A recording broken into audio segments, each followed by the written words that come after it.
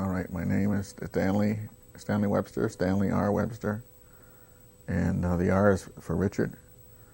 I was born in Oneida, in on County H. There's a house back there. My dad showed me where I was born, and so all that's left is a foundation in a field right now. Where would that be? Towards 54 or down by Chicago Corners? Down past Chicago Corners, going side? south yet. It would be after, it's on the other side of Double E. And up on, as you go down, there's a little creek. There's a little creek that comes in, and you just go past that little creek. Then there's a little rise, and on the left there's two trees. And if you look real close, you can see the part of a foundation that's still standing there. There's a farmer that's in a farmer's land right now, but that homestead piece of property is still there, and that's before you get to the road going up towards where To Tips. to Tips, where Tips used to be. Okay. Okay. Now, you were born at home then? I believe I was. Mm-hmm. Do you remember? Did you have a midwife there? Or? No, there's a doctor's. I don't know if there was or not, but there was a doctor's signature on there on my birth certificate. I see. And it's recorded in Outagamie County. Okay. I don't remember seeing anything else on the birth certificate other than. All right. Give us the names of your parents and your mother's maiden name. My mother is Ann Matoxen, and my father's name is Stanley Peter Webster. Stanley Webster. And your brothers and sisters? And my sisters, I have 5 sisters. I got Barbara, Georgia, Shirley, Carol, and Joan. And then I have Ronnie and Peter. And these are all my half-brothers and sisters. Okay. Now, do you remember the names of your grandparents? On my mother's side, it was Richard Matoxen, and he was married to Lucinda Hill. And on my father's side, my grandfather's name is Lafayette Webster, and he married Jane Dockstader. Okay. Do you remember either one of your grandparents? Or maybe do you remember both of them? Maybe? Yeah, I do. Okay, well, why don't you tell us a little about them when you think of them? What comes to mind? And which one are we talking about? Well, my grandfather, Richard Matoxen, that's on my mom's side. He always spoke Oneida, I remember that. And he did carpentry work. And he had a wagon. He built his own little wagon, which I played with one time when I was real small, and he got after me for that. And I think his words were, "Get the hell out of here," and that's what it was.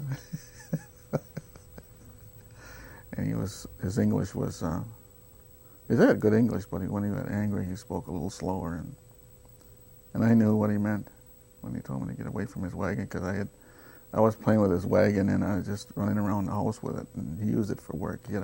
He always had a garden, and he'd put his tools in there and hauled everything, the weeds and whatever else was, whatever he was working on, he used it for as like a wheelbarrow, similar to that. And we used to stay with him. When I was little, he lived over on Old Seymour Road, the same place where Pat Harms, that's my mother's sister. Pat Harms lives there now. And I remember there used to be a pine tree. It died since. There's an old oak tree that's in the front, right next to the pine tree. That's up there yet. And then there was an oak tree in the back of the house, which is still there. The house burnt down. I guess my Uncle Harvey was making some beans one time, and I don't know what happened there, but burnt the house down. And then he was always he used to send me after water when I was little. I don't know how old. I wasn't going to school yet. I believe I wasn't going to school because I just can't recall going back and forth to school. That was when the Guardian Angel School was still in place, and so there was all those kids at the seminary, what they call the seminary now, but it was the Guardian Angel School, and there was a lot of boys that were going back and forth. They used to go back and forth to that creek, and Amos Christian was our neighbor, and we used to play in that creek next to Amos Christian's. Right there's a little creek right there next to his house, and we used to play in the woods. And then those guys used to come down and they used to catch snakes and they'd carry them in their pockets. And they had frogs and they'd always come back and forth past our house, going through the fields. My grandfather used to send me, when I was staying there, he had it was 2 floors in the house. It was a small house, but he had like a stairway. There was, when you walked in the front of the house towards Seymour Road, there was a front room. And then to the left of that was a long kitchen, which was an add-on to the house. And there was a long kitchen, and he had a 3-burner kerosene stove, and he had a table in there and some cupboards. And then in the front room, he had a large table where everyone used to play cards. And then towards the back of that house was a bedroom off to the side also. That was his bedroom. And then right up against the wall on the far wall was a set of stairs that went up to the 2nd floor, and that's where we stayed when we was living there. And there was one window in the front, there was one window in the back, sort of almost like an attic. Maybe it was, but to me it was a room. And he used to send us after water, and it was by I think they called her Grandma Christian. And smoked a pipe. He used to send me by her house to get water. And he'd always tell me something in Oneida to say to her. And every time I'd say that, she'd get mad. So I don't know what he told me to say. But one time she threw some water at me. So I didn't really want to say. I always get farther. I try and say it far away. So. We always had to go and we had to haul water, and I used to. That's when I could use the wagon. So I'd use the wagon. We had these 5-gallon, not a 5-gallon, but a regular bucket they use for milk. It's those long aluminum buckets. We used to take that up there and then come back and bring that back with water. Of course, but it was a gravel road, so by the time we got back, the bucket was full when I left, but it was like half full. And we'd play on the way there, and we'd play on the way back. So sometimes I guess it would take us probably an hour for us to get the water. It was just where that old pump stood there, where they got the turtle school now, on that corner of the land by Seymour Road and the Ridge Road there, the 2nd Ridge. That's where her house was at. And that pump stood there for a long time. I remember going back and forth there. The 60s, I think, all the way to the 70s, 80s, that pump was still there. What do you think about when you think of your grandma? Well, my grandmother on my mother's side, which is Lucinda Hill, she died the same year that I was born. I think she died in January of 1937, so I never really got a chance to see her. I heard a lot about her, and I heard a lot about the Hill family, and I never saw her, so there isn't much I can say, except for what my mom and my aunts and my uncles used to make references to how things were. I do remember my uncle talking about my Uncle Guy. He was the oldest of the uncles, I believe he was anyway. He used to talk about when the Longhouse people used to come here. The people from Canada, he just said, never at Longhouse, but they used to come here, and they used to, about 1913, 1917, around that time, they used to come down here in wagons, and they would come in the fall, and they'd stay for the winter, and they'd stay in Oneida, and they would, different families, they'd stay with different families in Oneida, And while they were here, they would go over the Great Law, Kaiweo, and they would go do this all in Oneida. It was all done in Oneida, he said. And he said for some reason in around 1917, there was some of the people were coming back from a Christian school out in Hampton. I don't know where that's at, but from Hampton. And there was something happened where after a while the people from Canada stopped coming. But they used to stay at our house, and they used to visit with my grandparents on my mother's side. And they would stay there for a short time, and then they'd go to someone else's house, and they'd stay there, and they would stay there all winter, and they would continue to go over the Great Law and all of what our people are about. And then towards the spring, then they would go to a place called the Epworth Hall, and then they would end up with the stone church, and they would again go through all this with a larger gathering of Oneidas. And he never knew the reason why they stopped coming. He just knew that they did. But at the same time, there was a number of people coming back from Hampton that he remembers, and they had a whole different perspective about how our people should live, and I think it had to do with the traditional people and the traditions, because the traditions that he remembers at that time were then not practiced openly. They were moved back in the woods, and I guess they used to go somewhere back where Absalom Cooper used to live.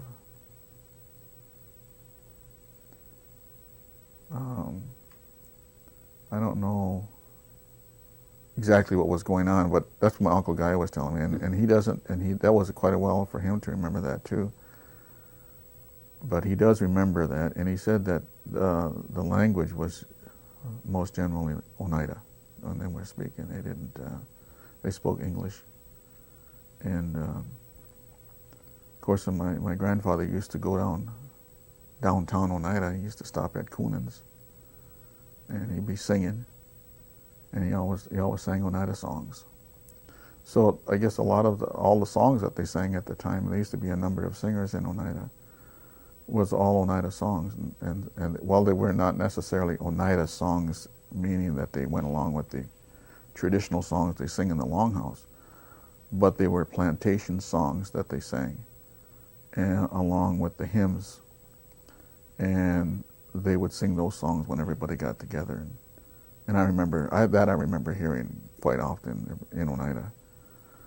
But that's what my uncle was telling me about around 1913, 1917, just right around the time when the First World War broke out, that he remembers all those people coming down from Oneida. And it was always a big celebration when they came down. And then at the end, when the last time that they said this, whatever they were talking about, was I imagine it was the Great Law, the traditions. They would then pack up all the wagons, and they were given food, and then they took the wagons and went back up north to Canada. And that was always a big celebration. People came out. And so that's just his recollection to me. Do you know, do you have any idea what kind of education background your grandparents had?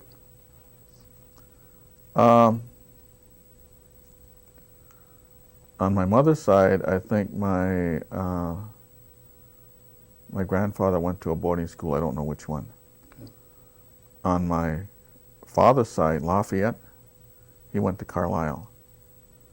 And I believe that my grandmother went to Toma. And on my grandmother on my father's side, I'm talking about. I believe that's where she went, but I'm not certain. Now, both sides of your grandparents, they spoke Oneida. Fluently. Now, were they? Do you know if they were born here, or were they any of them born in Canada or New York? I think I believe that my grandfather Richard Metoxen was born here, and Lucinda Hill was born here, and on my father's side, Jane Doxter, I believe, was born here. I'm not so sure about my grandfather on my father's side, Lafayette, because I've heard that he came from Delaware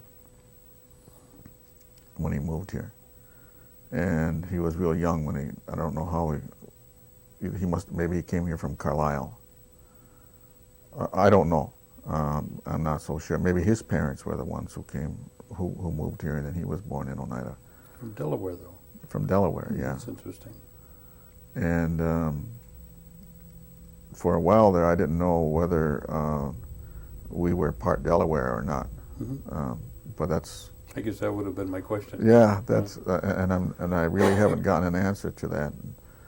And when I talk to my aunts on my father's side, sometimes they'll talk about it, but I don't think either one of them know for sure either. Because there were Oneidas in the Delaware. They had sent some delegates quite a ways back in our history. Mm-hmm. And I think one of the chiefs that they brought up as a chief was a Delaware. Originally, he was, but they adopted him in, but from the Delawares. That goes back in the 1700s. But it's interesting that you say he comes from Delaware. Let's talk about your mom and dad. Tell me about your mom. And what do you know about her background in terms of education? And she went to Toma. That's all I know. mm-hmm. I don't know how far. And there's some people that she knows from the Winnebagos. Now they're called Ho-Chunk, but at the time they were called Winnebagos. And so she went. There's a lot of Winnebago and Chippewa people that she went to school with. She never talked. My uncle went to school there also. My uncle Sonny, they call him, Floyd Metoxen, and I don't know if my uncle Harvey went there or not. But my sister, my mother's sister and her went there. Isabel, I believe, Patricia, and I don't know if Defilia went there or not, and my mother. They all. It seemed like the whole family went to school in Toma, and when they were at school, they used to talk about who could take the lickings without crying, because they would whatever lick. I guess they would hit them with whatever they hit, the stick or a belt, however they got their lickings. Their goal was not to cry. Then to get the matrons really upset when they wouldn't cry. But I never heard her talk about good things. None of my family, my aunts or uncles, talked about fun things that happened when they were at school. They usually talked about the negative things that happened at school. So I guess it wasn't a very pleasant experience for them. And I don't remember her going to school after that. She's never spoken of going to school. That's as much as I know about her education. What about your dad? My dad, I believe, went to school around here, and he never talked about us too much about when he was young. He used to say he worked on around the house, but I don't know how far he went to school, 4th, 5th, or even if he finished. I don't believe he went all the way through the grade school. That's as far as I can recall. What kind of work did he do? Did he work farm work or carpentry? Carpentry. And he used to work in Oshkosh. He worked on a dam when they built a dam in Oshkosh, and I guess there's one in Kaukauna, or he helped build those dams along the Wisconsin River, or the Fox River, I should say. And his background was mostly in carpentry. He picked up that as a trade, and he talks about at one point in his life where he got on a train, and he ride in the boxcars, and he would ride the boxcars from here to Pennsylvania, get jobs. He used to dance, jigging, and singing, and get jobs out there. And I guess he would get jobs on the boats, unloading boats out there. And then he came back from Pennsylvania back here again. But that's the way he said he traveled, was in those boxcars. And he had different experiences that he would talk about every so often when he was on those trips. But his education, I don't know. I don't know if he finished high school. I think his education was pretty good, to the point where he could read whatever it was, whatever his education was, I mean, because he used to read the Bible, and this was I remember just being I was 10, 12, 13 years old. I was staying with him then, and he used to make me read the Bible, and he could be in the other room, and I'd be reading in the front room, and he'd be in the kitchen, and I'd get stuck on a word, and he'd tell me to read what passage it was, and I'd tell him, and he'd tell me the words. So that said to me that he must have read that Bible a lot, because he knew. It's like when young kids hear a story so many times, if you miss a word, they'll let you know. Well, that's how my dad was when he read that Bible. And he read the Bible consistently, and then he used to make me read that Bible.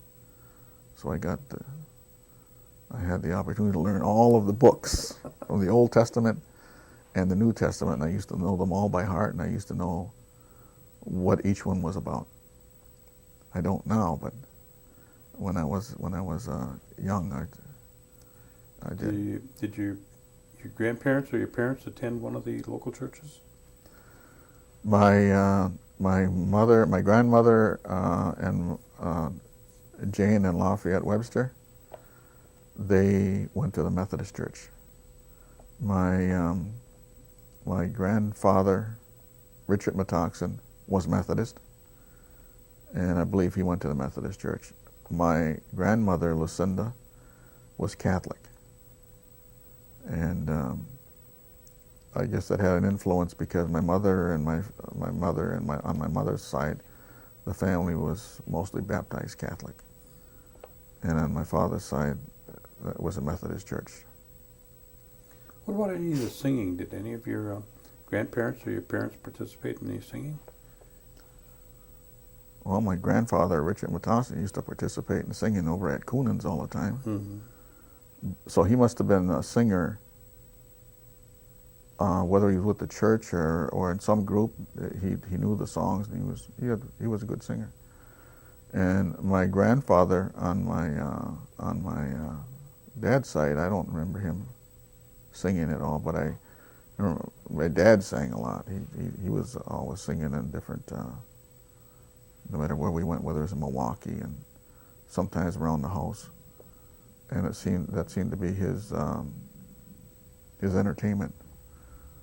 We used to come out here, and Albert Webster, he used to stop. We'd stop, and then he'd send me over to get Albert, and I'd pick up Albert, and they'd start singing. They'd sing all night.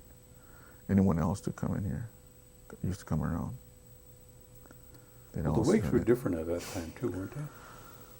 They were at the house. My Aunt Isabel died, I think, in 1946. Somewheres around the time after the war had ended, and we had a wake over at my Richard Metoxen, my grandfather, at his house, and I remember them singing all night long. They sang all night long. They talked and they'd sing, and there was food all night long. And one of the things that I remember from then is that there was a wreath that was put on the door, and they hung a lantern outside, and I guess that was the signal or the sign that someone had passed away, and then people would come through there all night long, and they'd sit and they'd talk. And we had chairs set up in that front. We had a small front room, and I don't think that front room was more than 15 feet, which seems sort of small, maybe smaller than that. But Isabel, they put her casket underneath the steps, and then they had chairs lined up on the right-hand side of that room. And then there was people in the kitchen all night long too, because they were cooking, and so they kept going back and forth, and they'd go in there and eat, and they'd come back and they'd sit down, and then they'd sing for a while, and they'd talk, and that was all night long. I don't remember going to the funeral. I just remember the wake, and it seemed like it. I don't know if it was 1 day or 2 days. I believe it was one all night long, where they went and sang all night long until the morning time. And I don't remember who was all speaking, but it was really much different than the wakes are now. Today, yeah. When it had changed from then. In 1960, my aunt Richenda, who had raised me, Richenda Knoll, my mother's sister. That's my mother's sister. Her and her husband Andrew Knoll, raised me, and she had died. I think it was November. And I had just visited her on Sunday, and then I got home on Sunday night, and I got a call that she had died, so it came right back. And so I thought that it was still the same way that when the wake was held and when my Aunt Isabel died. And when I came back here, I went to, we were at the funeral home, and we went to the funeral home over on Shawano, near Perkins over there. There's a funeral home right next to Shawano, right behind Grandma Gertie's restaurant, that little shopping mall there. There's a funeral home over there. I don't remember the name of it, but they had told us then that they do not allow. The laws had changed, and that we could not have wakes in Oneida anymore. And so we had to have her wake held in that funeral home. And then she was Catholic, and I went to St. Joseph Church because she's a member of that church. Then that's where I thought the ceremony, they would say the services. He said that my foster mother, Richenda, was not a good member of the church, or she didn't attend services every Sunday, and he said he couldn't do services. He wouldn't say mass for her, and he wouldn't allow her back in the church. So I had said, well, this is her, it's her funeral, and it didn't change his mind. So we went back to the funeral home, and whoever came over there said whatever they have to say, but it wasn't a Catholic ceremony. That I can remember anyway. It was just someone who had come in and there are people that do that. So I guess it's a provision from the funeral home. But I was really disappointed when that happened, because I had expected that the wakes would still be held at home. We were looking for a house. We were looking for food. And we had to have a number of other things in place, as far as I understood. When I remember, I was just a small fella at that time when my Aunt Isabel died. I must have been no more than 6 or 7 years old, that I can remember. But I knew there was more to it than the funeral home. In fact, I don't even remember a funeral home. So I wasn't involved in that process, just for the wake. And Then after we got the those things arranged at the funeral home, I found out that at that time, that's when I found that you got to dig your own grave. So I went and I got some equipment and went over and dug my foster mother's grave. And I think it was still pretty cold yet. It was starting to get cold anyway, starting to get frost on the ground, and I remember it being a little bit cold. And then we buried her over in St. Joseph's Cemetery. But that was something else that I didn't know about. We had to dig the grave, and then we had to cover it up and fix it up. So, and it was a new experience for me. But it seemed like it was so much different and really impersonal from the way it was when my Aunt Isabel died. There's people that came to the funeral home, but when you go to the funeral home, it's still impersonal. Yeah. It doesn't have that same effect as in the house. I don't know why that was stopped, but it was. Now, you were saying that your foster mother. When did you go to live with your foster mother? Oh, gee. About how old were you? I think it was just it was in my first year, I guess. Of school? No, my first year after I was born. Oh, okay. My Aunt Richenda told me that they took me in, and I guess at the time when they didn't have like welfare agencies like they do, or like they do now, where the state comes in and takes you away.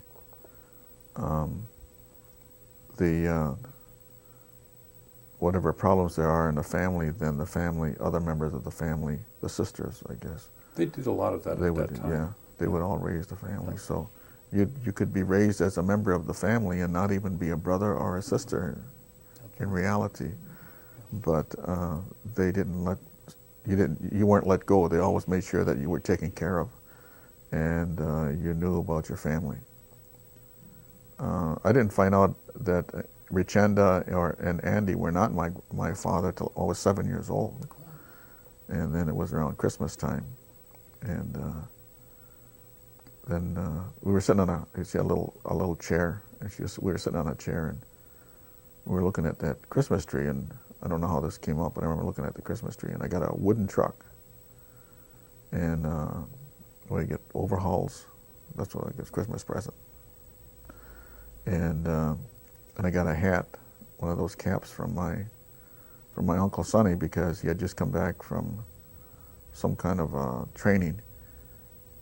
And he got out of the service, and it was one of those caps that you pull down over your head and just your eyes. You could just through your eyes. And I remember I liked the cap, because I liked that hat. I should say, not a cap, it was a hat. I liked it because then I could pull that down over my collar, and I could roll in the snow, and I wouldn't get snow down my back. But I was 7 years old, and then my foster mother sat us down, and she told me that she was my aunt, and that Andy was my uncle, and that my mother was Annie Matoxin, that she lived in Chicago, and my father is Stan Webster, and that he lived in Milwaukee. And then that's the same year that my father came down and gave me a bike when I was 7 years old. It was a blue bike. And I had that all the way till I was 17 years old, a good bike. But that's the first time I met him. And he was sort of a stranger to me, because I had never seen him before up until I was 7 years old. And I had seen my mother. She was married. She had been remarried, and one of the kids were being born up. She had moved into my Aunt Isabel's house, because my Aunt Isabel had since died.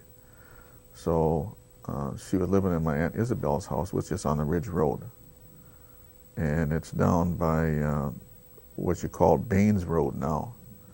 Arliss Dockstader lives in that. It lives in my Aunt Isabel's old place. A little sort of a little triangle piece of land, real tiny piece of land. And anyway, that's where my mother was staying at that house, and it was either my brother or my sister she had a baby there at the house, and that was right around the same time I found out that she was my mother. Again, a stranger. I didn't, how I don't know how to explain it, but someone tells you this is your mother, it really doesn't have an effect on you after you've been raised with a family, and you look at them as your family. And well, did they live in Andy Knoll? That was his name, right? Yeah, Andy. Where did they live? They lived in Oneida. I mean, yeah, but where was the location? We lived on County Trunk U. County Trunk U, towards Kakana. There's a farmer's name that still lives over there on County U. It's right near S that comes out of Freedom. Oh, okay. And we had a farm there, and it was next to another farm called Bougie's. And we had horses, we had cows. Andy always had horses and cows, it seemed like. Every time we moved back and forth to Chicago a lot when I was he didn't have the money or couldn't get a good job or he wasn't making enough money. Then we'd move to Chicago, he'd work in an ice plant, then we'd move back here again, get some money and buy another farm, and we kept on doing that. It seemed like we were always moving. But there used to be a school on the corner there too of County U and Baines Road. It's no longer there. That's why I remember going to school there. What was the name of the school? I can't remember the name of the school. But it was an old building. They tore it down, about 30 years ago. And now they got some houses up in that same area. We used to walk to school. It was about 2 miles. And we walked to school in the wintertime, summertime, so we always dressed warm. But there was a group of us.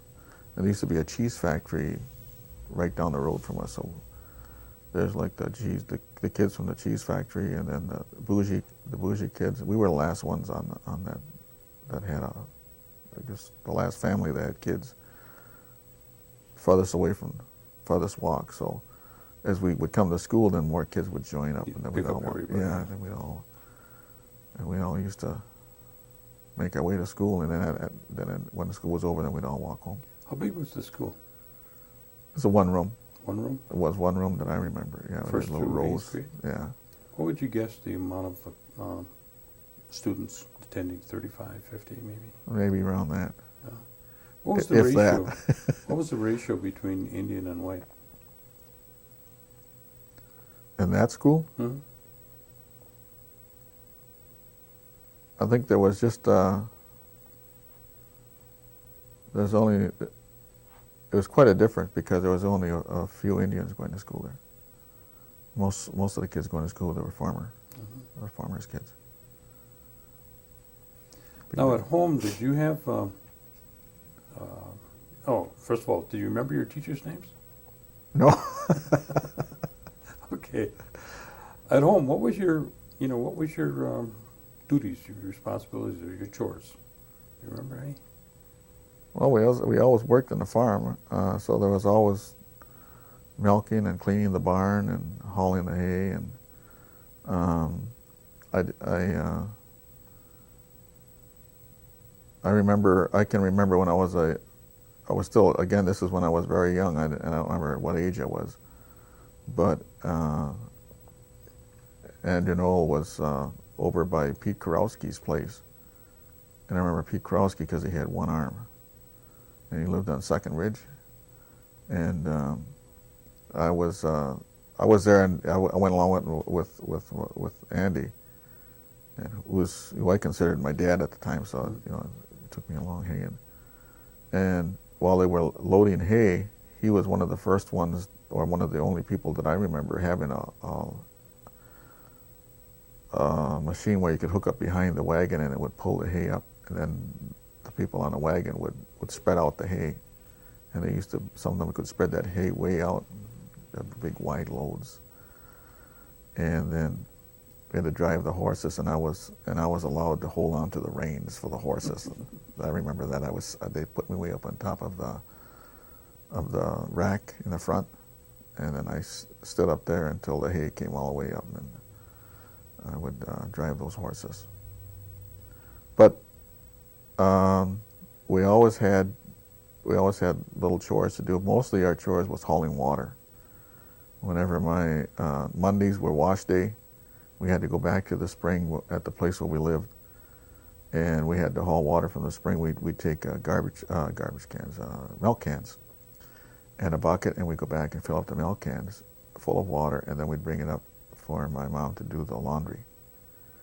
And then we would have to fill up all the water for the horses and the animals. We had to haul water. This wasn't all the time, but whenever we moved to a place where we had to do that, then that was our job. We had to feed the chickens, and every once in a while I would get the job of cleaning out the chicken coop. And then we used to have to collect the eggs. It seemed like we always had chickens, and we always collected the eggs. But we didn't have any duties inside the house that I can remember. Most of them were all outside. And I can remember when we get up in the morning, we'd get something to eat. Generally, it was home. She'd make bread. She always made the bread. Not generally, but she always made bread. And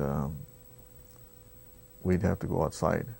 And when we went outside, we didn't come back in until it was time to eat. So we were outside in the woods and playing around in the barn or whatever. And we stayed out there until it was time to eat. And then after we ate, we went back outside again. I don't remember having to wash dishes or things like that. We would help clean up, we'd help move the furniture in the front room once in a while. Well, you said that you hauled water, so naturally you didn't have any running water. But what about electricity? Was there electricity? No, we never had electricity. We had oil lamps, kerosene lamps, and the biggest thing in our life was when they invented mantles. So still kerosene, but it would give a brighter light. And we'd have no more than two or three kerosene lamps at the most. One was in the kitchen. When we went to the front room, we'd carry that to the front room. And once in a while, we were allowed to listen to the radio. There was no electricity. We had to have batteries, so we used to go to Schrader's and get our batteries, and then they had to put a big rod down on the ground for the ground for that battery. And then we usually had those big stand-up radios with that big knob on the front. You had to turn that channel on. WBBM, WGN. We used to listen to stories, Gangbusters, and Fibber McGee and Molly, and Amos and Andy, and a number of shows like that. The Shadow. That was a form of our entertainment. And then on the weekends, listen to the Grand Ole Opry. You hear that? Grand Ole Opry used to come on. But no, I don't remember us having electricity in any of the places where we lived. Did you, in the wintertime, did you ever go yachting? I don't believe so. My Aunt Richenda and Andy, they never told us about, when I say us, there was a girl that was, it's a Skenador girl, Patsy Skenador, that they had taken in also. And so I always thought she was my sister.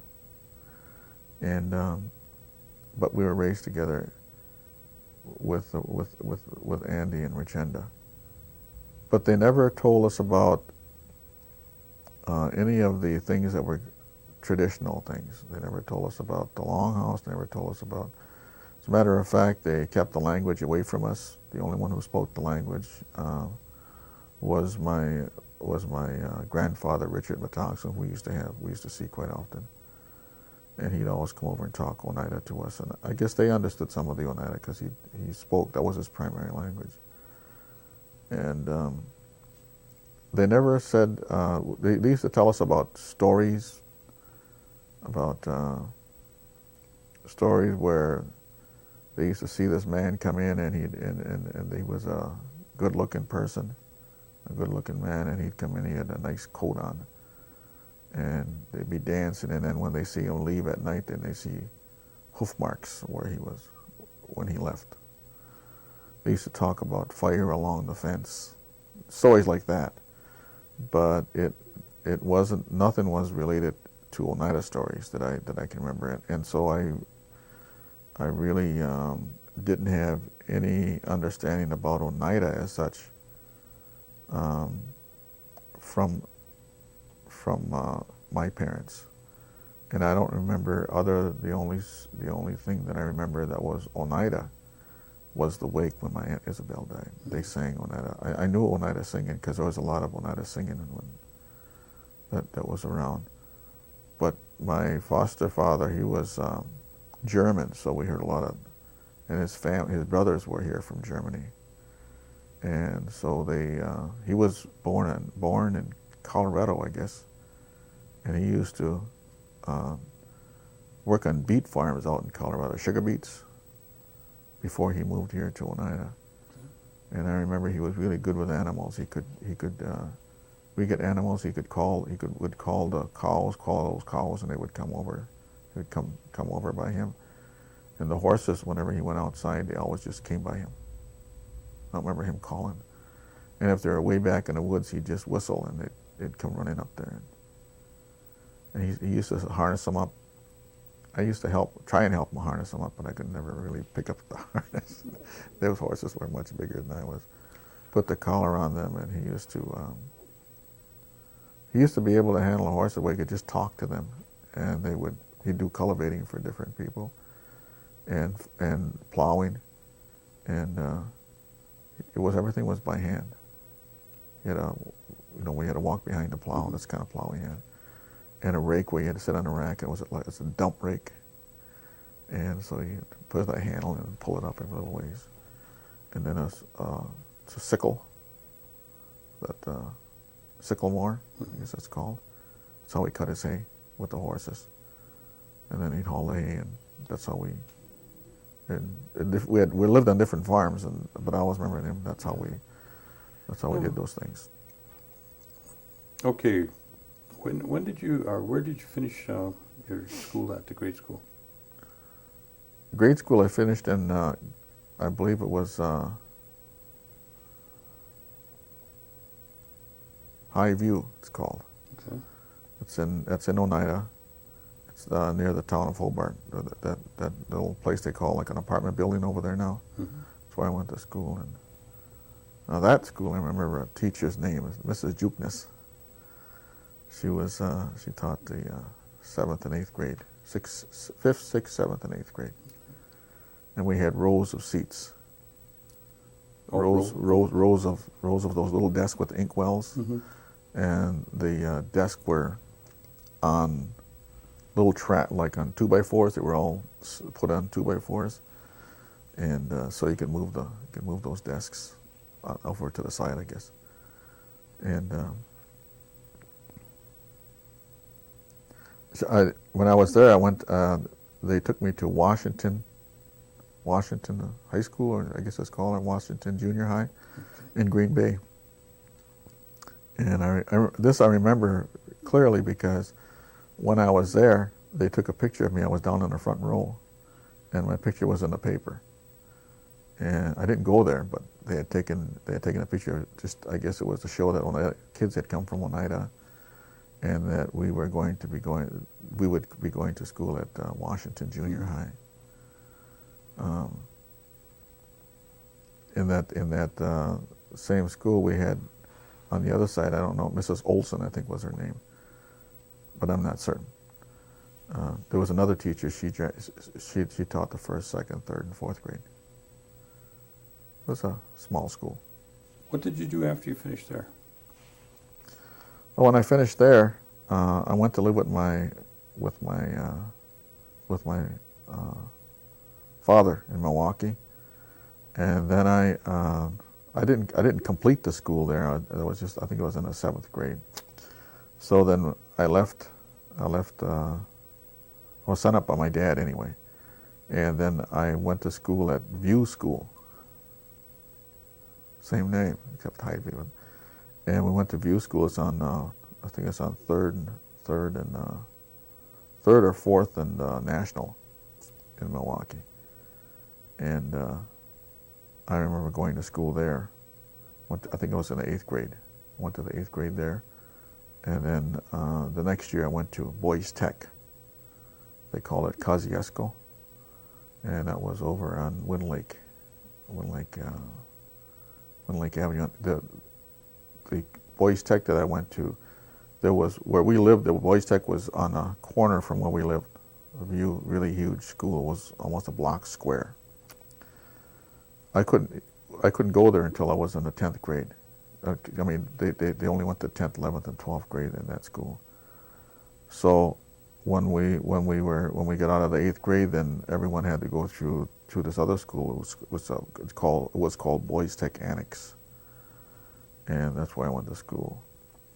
I think I was in the 9th grade. I was 17 years old, and I didn't think I was going to be graduating until I was around 21, 22 years old, the way it was going there. So I never finished. Took off and joined the service. You joined service? Yeah. Okay, tell us about that. Boy. Well, I joined the service, and there was a number of things that had to happen before I could join the service. I was 17 years old, so I had to have both of my parents sign my papers. Before they would sign the papers, before that happened, I had to read the Bible. Otherwise, my dad wouldn't sign the papers. So every day I had to read the Bible. I read the Bible, the Old Testament, all the way to the end of the New Testament. And that was before they changed the words. Were they easier to say now? So the words, there was a lot of words in there I couldn't say. And whatever my dad's education was, he did know the words in the Bible. He knew them. And he knew what they meant. Anyway, I had to read the Bible to him, so I'd spend every day I had to read. Spend as long as he would listen to me. Then, and after I read the Bible, then he agreed to that he would sign my papers. But it was my job to get my mother to come down from Chicago to meet in Milwaukee with him to sign the papers. And my mother and my father never got along. And so every time I had my mother, I called my mother and asked her to come down. She finally decided to come down. They didn't get into a big fight. And they'd start, and the fight was over. I was baptized Methodist.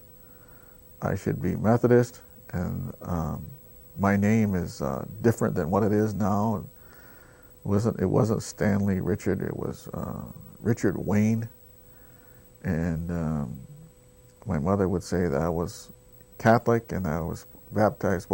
I was baptized Catholic, and I went to church Catholic, and I was what else do you do when you take your communion? I went that far, and catechism, and so therefore I was a Catholic.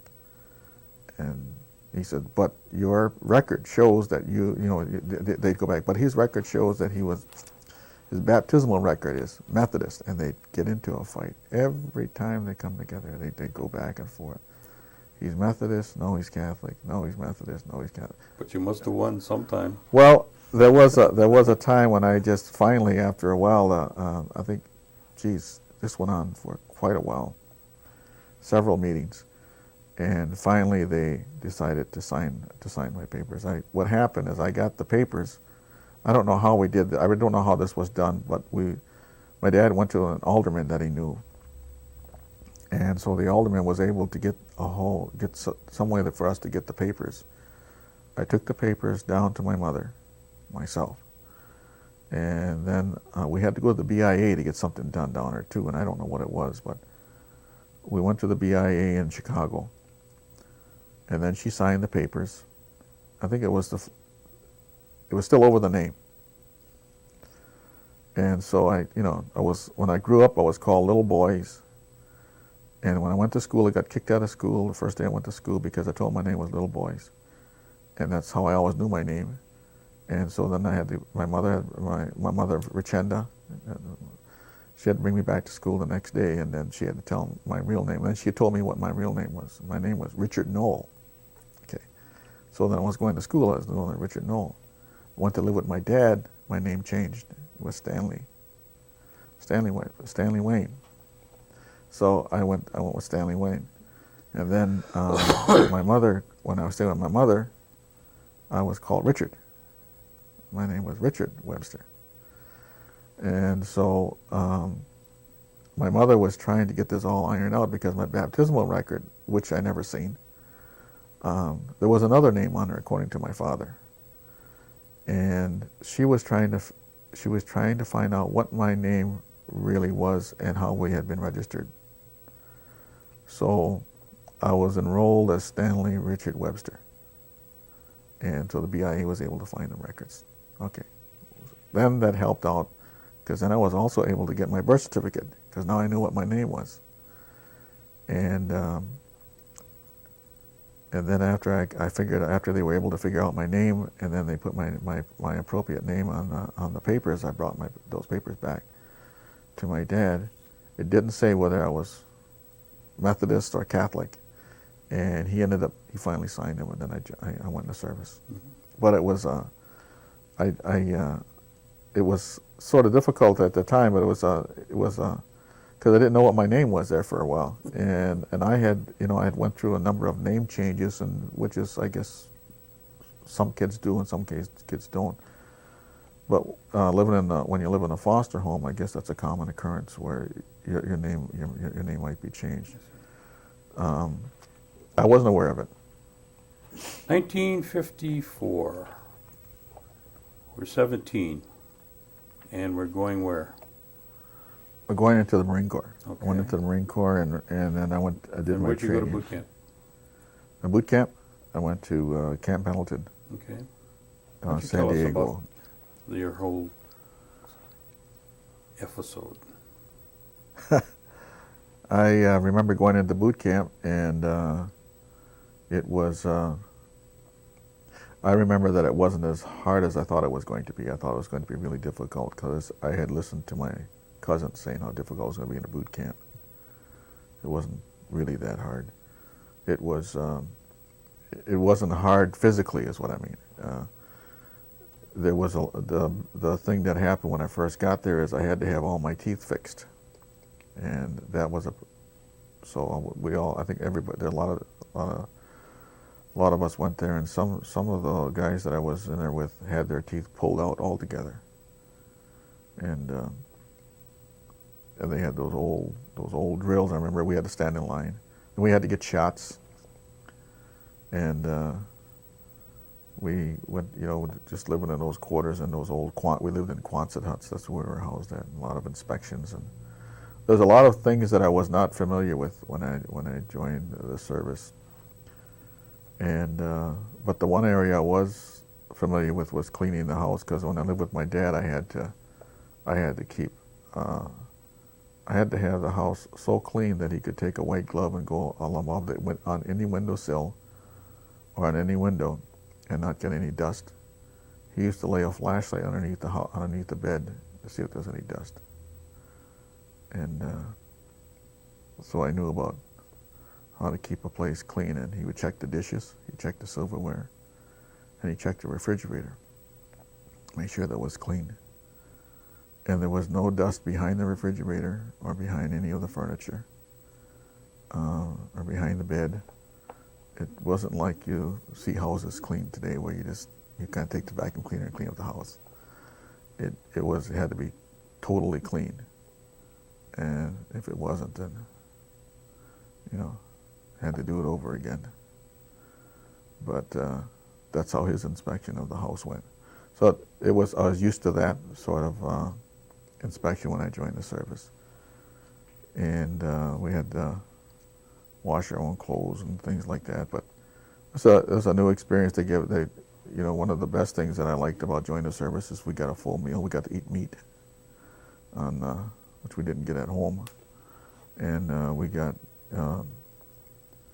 we had desserts, but we had more of a fuller meal when we was in the service. We ate on trays, another thing. So I got used to that, and everything was tin cups. So I liked it. I mean, I liked the training, I liked the drill, I liked the marching. Our DIs always, you know, put on also like to swagger a little bit, you know. But it wasn't, when somebody messed up, generally when the DIs got on someone, it was because the individual, not because he was just picking at someone. And he used to really get on everyone for the same reasons. What I found out there, though, is that once one guy messed up, then the rest of us had to pay for it. And so they were trying to, I think their concept was to teach us teamwork in everything that we did. When I was in the service, I never went overseas. I thought I was going over to Korea, because they were still sending troops over to Korea. I was never able to go over to Korea. And when I was in the service, I met some Indian people. And that's the only ones I used to hang around with when I was in the service, is just other Indians that were in the service. I hang around with nobody else. And when I was there, I met a fellow by John Morrell. He was Osage. And he asked me, he says, "Well, what do you know about your tribe?" He says, how do you do your ceremonies? How do you do your songs? What are your songs? Do you remember any of your songs? And I says, you know, how are your dances? How do you do your dances? And so the only thing I can remember about Oneida is polkas, you know, waltzes, and we used to go to the Vans Valley and dance over there, you know, and White Eagles and Schuyler's and, you know, places like that. But Pine Castle, where the dances were held, but they were all white man dances. And so I don't remember anything about Oneida dances, or Oneida, except for the singing that they did at the wakes. That was the only songs that I remember, but I didn't know the songs. I knew they were Oneida songs. And he says, "Do you know?" He says, "You should know about your history." He said, "You should know about your own people." Yeah, well, I said, I was never told about it, so evidently it must not have been important. And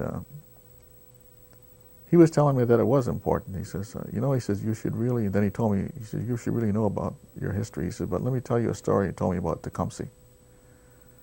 And about this time when Tecumseh called all these, he had known about the white people coming to our land, and he knew that if they didn't get themselves together, they were going to take over their land. Tecumseh was telling all the other tribes. And one day he got all the tribal leaders to come together in some valley, I think it's around Tennessee or Kentucky or Ohio Valley or someplace. And he got a number of tribes to come together. I guess it was a few thousand, I don't know how many it was. And he said that he stood up and he told them what was going to happen, and that he asked, and he was trying to get all of the tribes to move against the white people. And if they had superior numbers and superior warriors, and that if they were to do this now, then they would stop the white people from coming onto their lands. And there was a fellow that came there, a white guy who found out about the meeting, who knew about the stars. And so he knew that on the day that Tecumseh had called these people together, something was going to happen. And so he used that to his advantage. And he got up to speak through, I guess, an interpreter. And he told the people that if they agreed to do what Tecumseh had said, what he was asking, that something very bad would happen to their people. And after he spoke, he says, I'll show you, pretty soon you'll see what I mean. And there was an eclipse of the sun, and it got real dark. So the tribes decided not to go along with Tecumseh. And I remember that because he says, "No, that's some of your history. There are stories like that with with the Oneida people. There should be." And so I just knew I was Oneida. I didn't know there was more to it. And then he'd sing me some songs and Osage songs, and then I met other people. Kiowa, there was Kiowas out there, and Oto, a lot of people from Oklahoma, and they would sing their songs. And then I used to go to powwows out there. I went to powwows all the time, and so it was quite different. I could remember doing some powwow dancing in Milwaukee with that Consolidated Tribes. Cornelius used to help run that, and a number of other people worked in there. Alpheus Smith, I believe, and so we used to dance at Bohemian Hall, it was called, but it wasn't in the same way that it was out there. It was just dancing, and we opened up the building for the Milwaukee Sentinel building there, that arena. We did a dance on that floor, and one of my buddies did an eagle dance, and he had good movement, so he could do the eagle dance. And then we did the warrior dance when they called us out. But I never heard anything very much about. I don't remember hearing much about Oneida, except that from how things were. All the tribal members that I met from out there all had come from the same kind of background that I had. No electricity, no radios, and living conditions weren't necessarily the best.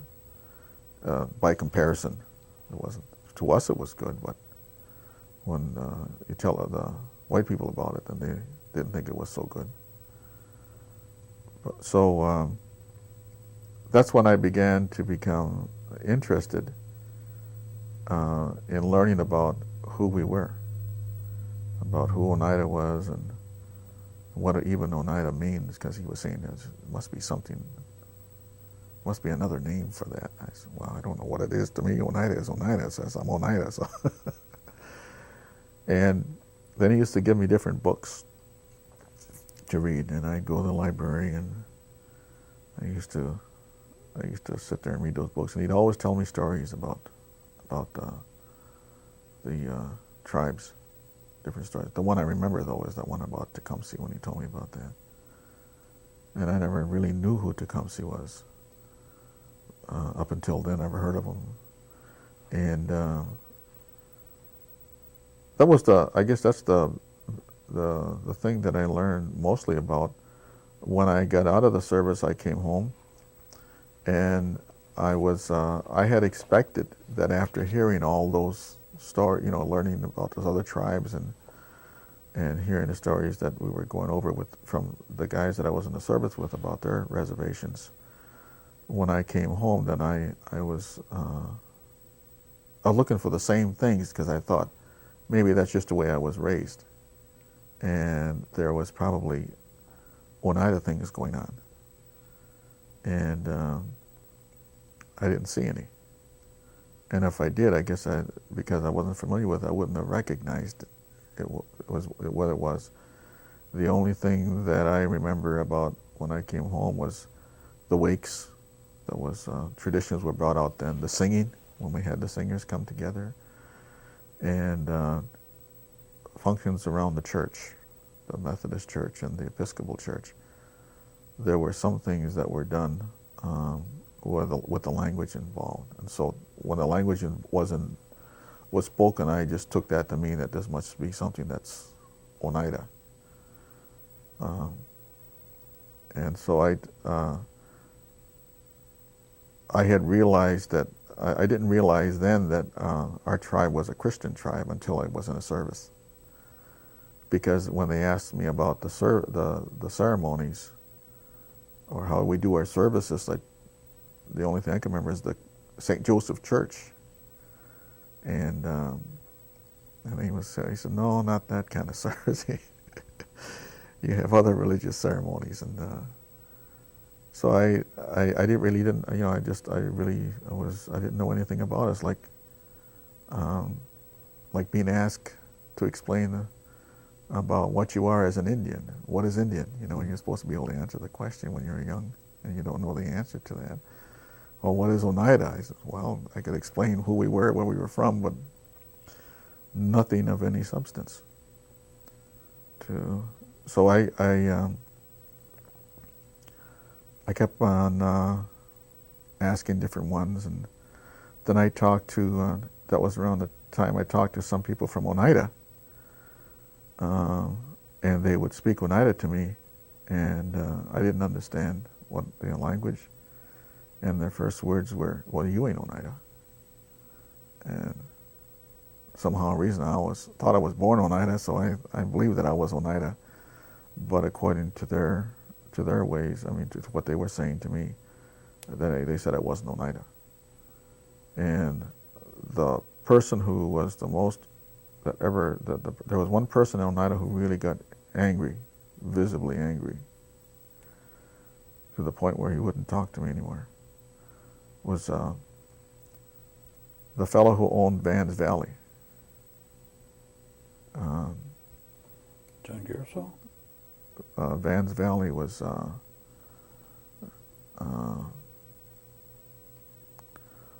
it Melfius? Anyway, he spoke Oneida. And there were some farmers that were in there with him. And they spoke Oneida when I walked in. And they got upset because I says, what? I told myself I didn't understand Oneida. They said I wasn't Oneida also. And then they were upset with the whole generation because they don't know what the hell's going on with these people, because Oneidas speak Oneida, and we learned the language. Therefore, we should know the Oneida people should know the language because they learned the language, and they could talk fluently in Oneida. The people that were the people that were there. And he also knew the songs, so he sang whenever somebody started singing, he'd sing the songs with them. But it was the guy who owned the Vans Valley. He's a big, heavy-set guy, and I think his wife might still be alive yet. But they had that. Anyway, that's where I remember that happening, and a couple of other occasions when we went to visit some of the farmers back around where Irene Moore lived, had the same feeling, that there must not be any more Oneidas because they don't, the ones that, like myself and my age group, a number of us didn't speak the Oneida language, and they would greet us in Oneida. They talked to us in Oneida, and when we couldn't answer them, they just turned their back on us. So they were really upset at the fact that we didn't know our language. Well, when you came back from the service, did you reside in Milwaukee at that time? No, I lived in Chicago. In Chicago? Yeah. I came back. I went to live with my mother, and I got a job and had bought a new car. And, it was pretty nice when I got out of the service. And then after I was there for a while, a few years, then I moved. Then I did move to Milwaukee. But I stayed in Chicago. I stayed in Chicago. I came home and stayed with my grandparents for a little while. While I was in the service, my grandfather, Richard Metoxen, had passed away, and I didn't know about it. And then, so I went to stay with my Lafayette and Jane Webster for a month or so, a few months in the winter, and I worked out here. We used to clear line clearing service out of Appleton. And then I moved back to Chicago, and I worked in Chicago there for a number of years till about 1968. And then I moved to Milwaukee. And you were down in Milwaukee. Remember the time when they had this, there was a takeover of this site down there. It was a Coast Guard station. Do you remember?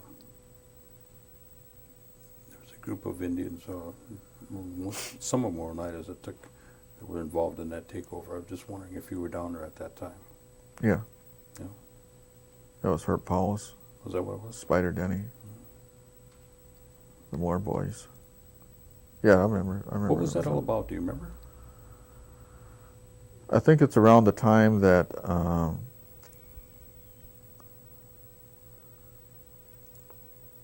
there was an awakening in the Indian community about land, governments, tribal governments, and that they could some of these things they could do on their own. And land that belonged, like the Coast Guard station, was held in trust by the federal government. It could be turned over as tribal land. And so that's what happened. They turned that Coast Guard station over and turned it into a school. Was that something similar to or along the same lines as Alcatraz then? When they took over the Alcatraz, it was a government abandoned operation. And federal land, yeah. Okay. Were you involved in? Weren't you working in an Indian program at that time? What the health? Didn't they have a health board or something? We had. I was working on the foundry. I mean, in a drop forge. Oh, okay.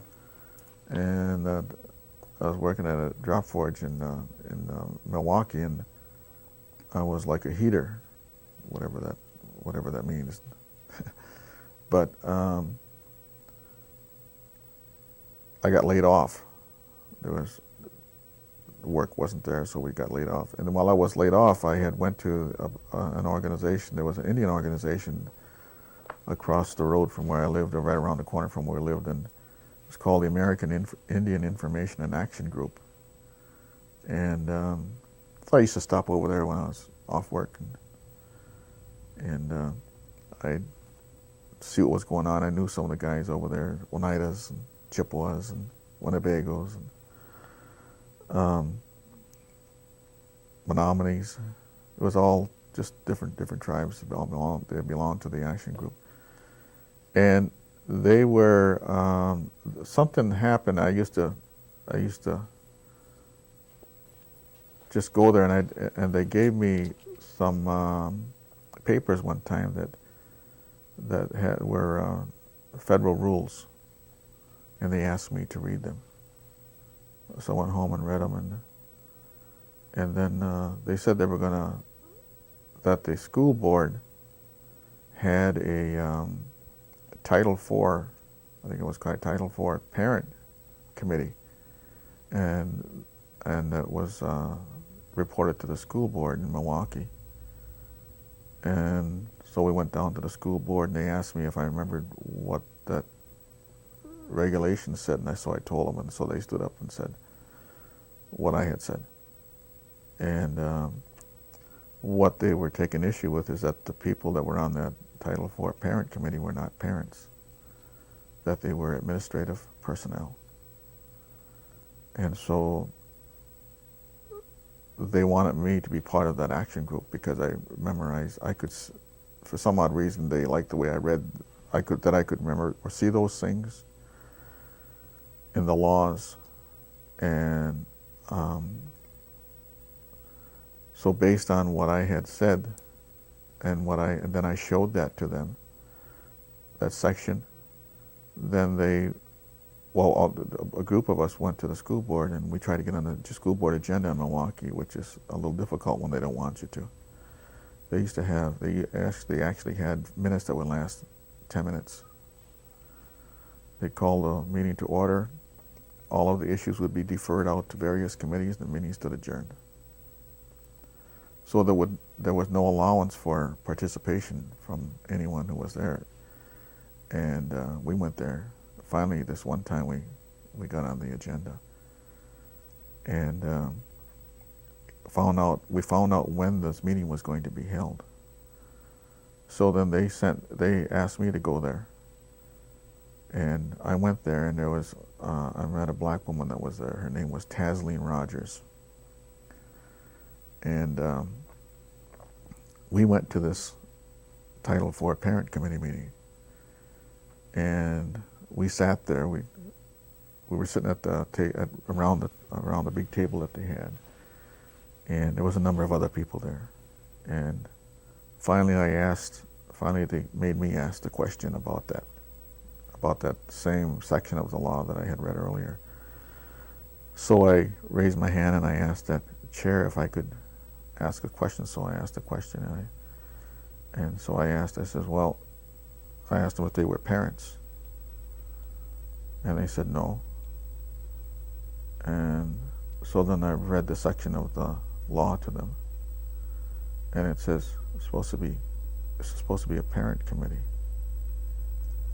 And then Tasleen said that we're going to ask for your removal. You don't have whatever it was, and then we got in there. We made our statement, told them about what we were going to do, and we went back to the school board. When we got back to the school board, they informed us that that committee had been dissolved, and that they were looking for parents to serve on that committee. And you were a parent. And I was a parent, so it was no intentions of being on a committee of any. I had no idea what a committee is or what they do. And that was the beginning of your Indian politics. That's right. When we got our involvement, that's right. Our biggest thing was to change. What we were trying to do was change the way the Milwaukee Public School Board treated Indian people in the Milwaukee Public School System. And that's about the time they got Title IV that came through, I think, or that through the Indian Education Act. And then we got on the Manpower Board because of those laws and when they had those laws, they'd bring them to me. They would ask me to read them because of the way I read that first statute. Then they wanted to know if I could read the other statute and find any flaws in the law or where we had rights as a people. How many children did you have at school at the time? Three. Three. Four. There was four. There was four going to school at the time. So that's why I got involved with all these things. And we had heard, we had also then at the same time we started the Urban Indian Affairs group. We got a grant, and we got a grant from SDC to start providing services, employment, housing. Instead of through SDC, then they give us the money to handle it through the American Indian Information Action Group, but we had to form another group and to set up another group in order to handle those particular dollars. So that's what we did. The action group didn't get the money. It went to that particular group that was formed. I see. And then from there, there was Wounded Knee occurred around the same time, and a number of other Explain what, things for people that wouldn't know what Wounded Knee was, explain what that was about. I don't know if I Well, from your can point of view. explain it. There was mistreatment, from what I understand. There was mistreatment of the federal government of Indian people in South Dakota, and so a number of Indians got together and they went out to support the Sioux people in South Dakota. and then I guess that's what turned out to be the whole wounded knee, and it got to be a military standoff where the FBI and I guess the National Guard were involved, and there was a number of Oneidas that had also gone out there to show their support. Was this the same time that AIM was beginning to develop, or was that afterwards? That's around the time that AIM was making. Yeah, that's about the same time as AIM. And AIM stood for American Indian Movement. Yes. And what were they, and where were they pretty much located? Can we stop? My understanding of AIM was that they, as a movement, what they were doing was making the people and the Indians and non-Indians aware of the rights that Indian people had. About what year was this, so we get an idea of when that was developing? Oh, 1969, 1970, 71, around those years. Okay. And I guess there had been it started out, I think when it started out over, the whole Indian movement seemed to be about the mistreatment of Indian people. And they were trying to correct that mistreatment. And one of the ways for doing that was to bring the issues to light. And then they'd have different speakers come out and they would address those particular issues: education, police enforcement, housing. You know, there's a number of areas that they. Would you say that the AIM movement was a urban movement, or was that a reservation movement, or a combination of both? I think it was a combination, but primarily it was urban. It was the treatment of Indians. What happened is that they also did speak about tribal governments, and they had always advocated. From my understanding, they always advocated, when I was around, they always advocated that tribal governments should be able to do what they are not able to do now, and they should be allowed to act as a government rather than being told what to do by the BIA. Exercise their sovereignty. Exercise their sovereignty, right? They should be able to do that, and that the way things were at that time, they were not allowed to exercise their sovereignty in a number of areas. And so they concentrated on the bureaucracies, HUD, BIA, HEW, and so they were trying to get those rights recognized. And that's some of the areas that you were working in at the time, was it not? The area of education, right? We were working with the area of education because we had realized that the same mistreatment was going on within the public school system in Milwaukee, and that the number of Indian kids were being deprived of a number of the education of the same kind of education that other kids were privileged to have. And so there was dollars that were out there for with parent committees. There were federal dollars that the school boards could get, and they had, but they did not at the time have people, the black people, the Mexican people, or the Indian people sitting on those parent committees or on those boards. And so that's what we were doing. That's what we were involved in, is trying to make the school board aware that that was wrong, and that we should have representation on that board so we could make the decision. And because there were certain dollars that should be coming directly to our children that were not for their education, supplies, and there's an area where special education. Many of our kids didn't qualify for those kinds of things. But there's in the area of employment, there was also welfare rights that was going on at the same time. The rights, as far as an individual, it was brought out there as primarily the dehumanization of an individual when they go and apply for welfare, and how the people in welfare treated the individual. a lot of questions that they asked should not have been asked.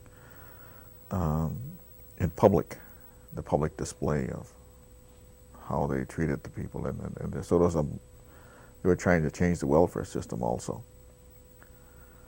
And as far as tribes and the rights of Indian people, the sovereignty of Indian people, they were bringing that out more and more. So there was they did not only worked and had protests in the cities, but they also had a protest in Washington D.C. with the governmental officials themselves. And by and large, I think what the AIM movement did was, if it hadn't been for the American Indian movement, the issues raised in the public's eye for them to see would not have been brought out there in the way that it was. There's with every movement, I guess there's some good and bad, and I think that happens with whatever goes on. But by and large, I believe that they did something good in that respect, because they did draw some attention to the needs of tribes across the United States, and there was an attempt to change some of the bureaucracy.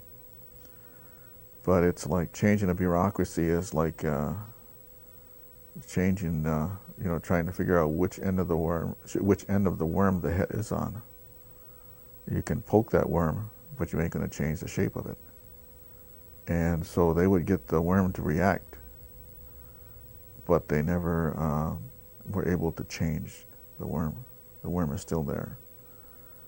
And I remember one time when we were in Washington, D.C., Reuben Snake came, and we were talking about tribal rights, and we had been there for an educational conference. And Reuben Snake stood up and he was talking about, it was a congressional, before Congress, and Reuben Snake is a big Winnebago from Nebraska, about 300, 400 pounds. And he was a very slow speaker. He spoke the Winnebago language fluently. But so he spoke, and he told a story about the American Indian movement. But he told him about when they took over Mount Rushmore, and the women were getting mad because they were up there for so long, and they didn't have no way to keep themselves clean or to wash their clothes, and they needed some food. So they sent Russell and Dennis and Clyde went down. They sent him down to Rapid City to see if they could go to the churches and Goodwill and St. Vincent's and whatever they could get something to come back with, so they could change that around, because there wasn't anything up there on top of the Mount Rushmore for them to take care of themselves like that. When they came back, when they were climbing back up to the top of Mount Rushmore, they said they didn't have anything. They had been rejected and couldn't find anything. But they said they better have a good answer for those women, because they're going to be pretty mad if the way they come back empty-handed. And so Dennis says, well, he says, it was either Dennis or Russell, but they said, I got a solution. If you let me I'll talk to them, I'll give the solution. So they got up there, and they all gathered around. They wanted to know what the good news was, and he said, well, couldn't find anything. Couldn't find clothing or rations or anything like that to help us keep ourselves clean. He said, but I do have a solution. He says, as far as our change of clothes goes, he says, Russell Means will change his underwear with Dennis Banks, and Dennis Banks will change his underwear with Clyde Belcourt, and so we won't have clean clothes, but we'll have, at least we can change our underwear around. And his point was to Congress was that within the Bureau of Indian Affairs, we have area directors, and we have many area directors who are bad, and they mistreat the Indian people. When the Indian people complain about the area directors, they don't get rid of them. They just move them around. Just change your shorts. That's right. So you still have the same dirty underwear. And that doesn't satisfy the needs of the tribes.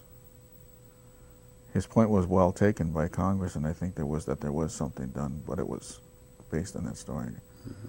But it was things like that the leaders or different speakers that would come in with the American Indian movement, and they would make presentations to sometimes it was more vocal than that. But I think that they were able to help make some changes. It helped make the change for the Indian Education Act that was passed right around this time, around in the 70s. The Indian Self-Determination Act was passed right around the same time. There was a strong letter that came from President Nixon, where that was the only time that Indians were mentioned in the presidential address. So there were some good things that came about as far as recognizing the needs of tribe as Indians, as Indian people and tribes and tribal governments through the Indian movement. Now, we're down in Milwaukee at this time. What brought you back home? I remember you came back at around. It had to be in the 70s, wasn't it? Yeah, it was around 1973. And you became 74. involved in tribal politics here. And you served on various committees throughout that time. Well, all the time that I was in Milwaukee, I had been back and forth to Oneida, and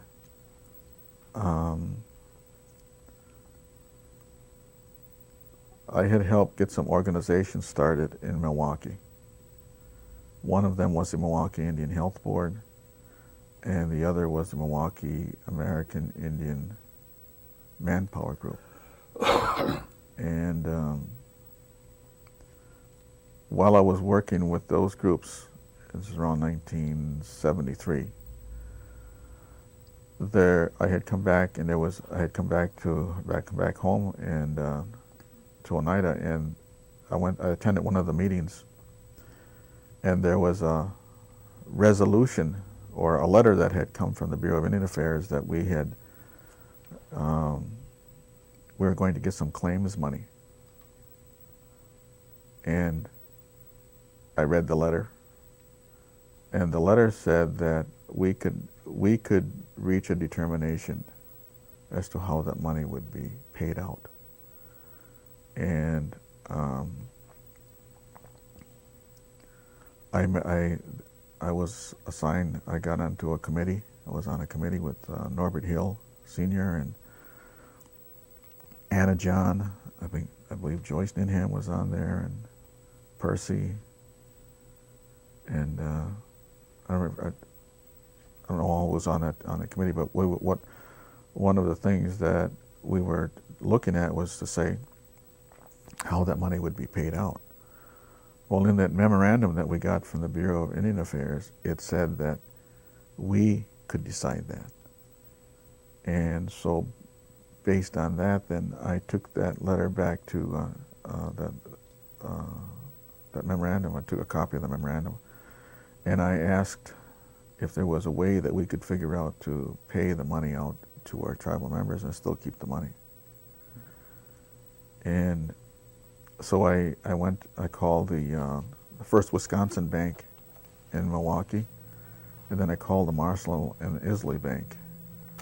And after a number of phone calls, I told them that we had $1.3 million, or somewhere around there, and that we wanted to figure out a way to pay all the tribal members an equal share of the money on a per capita distribution basis, but that we wanted to keep the money, keep the $1 million if we could.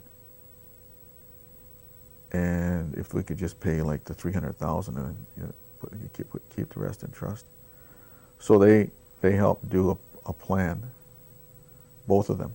They sent their trust attorneys over to us and sat down, and finally what happened was that the Wisconsin bank said that it would be best if we just stay with one organization. So they suggested we go with Marshall and Elsley banks, that was okay. They laid out a formula, put everything together, and of course, if what they were saying is that they would like to handle the money themselves, but they said it would cost money for us to do that. We had to pay the certain fees. They said the best thing to do is to have it done through the Bureau of Indian Affairs, I guess Albuquerque office or one of the offices. They would distribute they would make the per capita distribution payments, and then it would be at no cost to us, as either at the tribal level or for that trust fund. Well, when we got this together, we came back to the business committee, presented that to the business committee, and then the business committee, we got into a number of discussions with Mariana Scholstedt, who was the area solicitor for the Minneapolis area, and she came here on a couple of meetings. And each time that we brought up the way that we could make the distribution of the money, it was rejected, because what she was saying is that the BIA is supposed to distribute the money. That's part of the trust. And we said, no, we should do that. We should say how that money is going to be distributed. And they wanted to do the whole thing, get rid of the money. And we wanted to keep it. So then we talked about that for a while, and we argued. And finally we just said about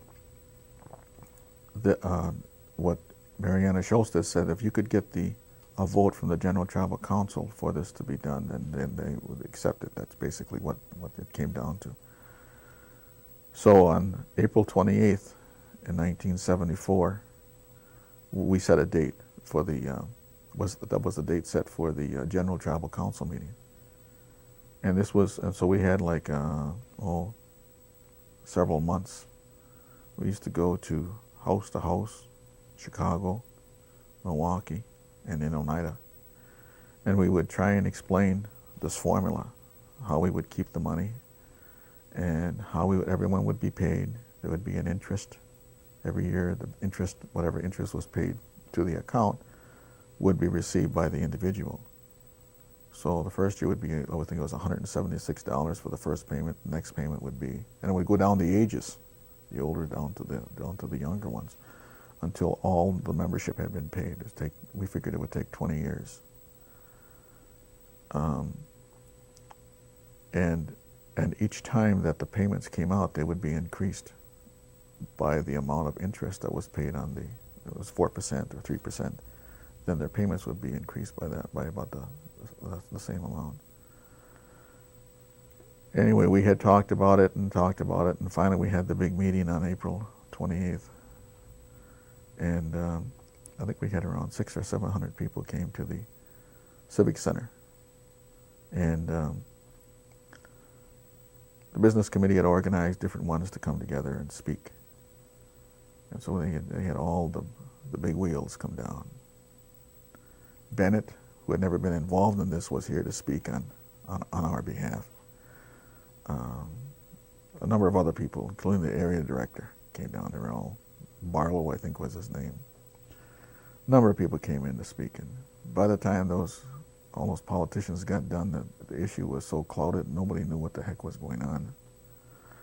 That's, because they all had their own little agendas they wanted to get out there, and they all wanted to expound on their own, what they did. And really none of them had anything to do with putting that formula together. It was the committee. And so we got that put together, and it was passed by a very narrow margin. It got down to the point where Norbert asked for the question he generally was known for was, I called for the division of the House or division of the vote. And I don't know if anybody ever understood what that meant. But what we did and what was done then, what Percy did anyway, was ask all those people who are voting in favor of the motion, in favor of the per capita distribution, to stand, get up and stand on that wall, and all the ones that were against it stand on that wall. Then we got the politicians stood up right away and said, there's a vote. If you vote no, that means yes, and you vote yes, that means no. So confusion was anything to confuse the issue. Finally, Percy just said, stay where you are. We're going to count. Those on this side are yes, those on this side are no. So there was a count, and the vote was passed. We got that per capita distribution. We said how we were going to do it. We said it was the money could not be touched by the business committee. The Bureau of Indian Affairs would distribute the money according to the plan that we had submitted, that we had put together for us. The Marshall Isley Bank never asked for anything for what they did, never a cent. In fact, they advised us to go, for them not to do it. They advised us to go back to the BIA to have it handled, and that's what we did. And we got it passed, and from what for all I know, the money is still, I believe the money is still in an account. I think the principal is still there. Principal is still there. And that was our intent, was so that at the time in 1974, we didn't have any money. And $1 million, I still don't know what $1 million looks like, but that's a lot of money. And we got the payment out one time. I don't know if they're ever going to make another payment on it, or what it's used for, how it is. But it's something that the tribe has in trust, and that's what we had wanted, so that it wouldn't be given out, hold it. Well, with that, then that got me more interested in coming back to Oneida, and finally one day had the kids. Didn't want them to go to school anymore because it wasn't all that good in the schools in Milwaukee. So we moved out to Oneida, and we stayed in. We got that old log house belonged to my grandfather Richard Metoxen's Jonas Metoxen, I believe. Not Jonas. I don't remember my grandfather's father's name, but he was Metoxen. That's a house that's a log house on Ray Road, right next to where Amelia Cornelius lived. There was an old log house there, so we stayed in there. Walked through it. The electricity, they had electricity in it. The old log house. Showed it to Loretta, and Loretta, when she walked in, we were walking through the house, and all of a sudden she fell right through the floor. The area where she was at, we had to pull her out. And so says, well, you probably don't want to live here now. No, she said, I like it. So we fixed the floor. It was what it was like a door over one of those cellars. Oh, root cellar. Like a root cellar, yeah. And so we got boards, and we fixed it all up. We lived in there. That's where we moved into. No, you've been a continuum in terms of your involvement in one facet or another with the tribal government and politics situation, and at the same time, you've also run a parallel road with your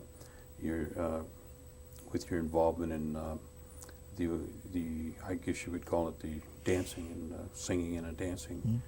Mm-hmm. And where did you take on the situation with the dancing? Where did that really start? From the Marine Corps on forward, or just when you moved back to Oneida, when you started getting into it pretty heavily?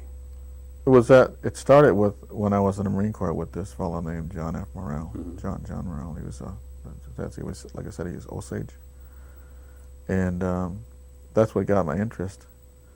When we were in Milwaukee, what triggered my interest even more is that I had when I was younger, my dad had I had to go to Bible school also, so I was being forced to learn Christian ways, and that wasn't.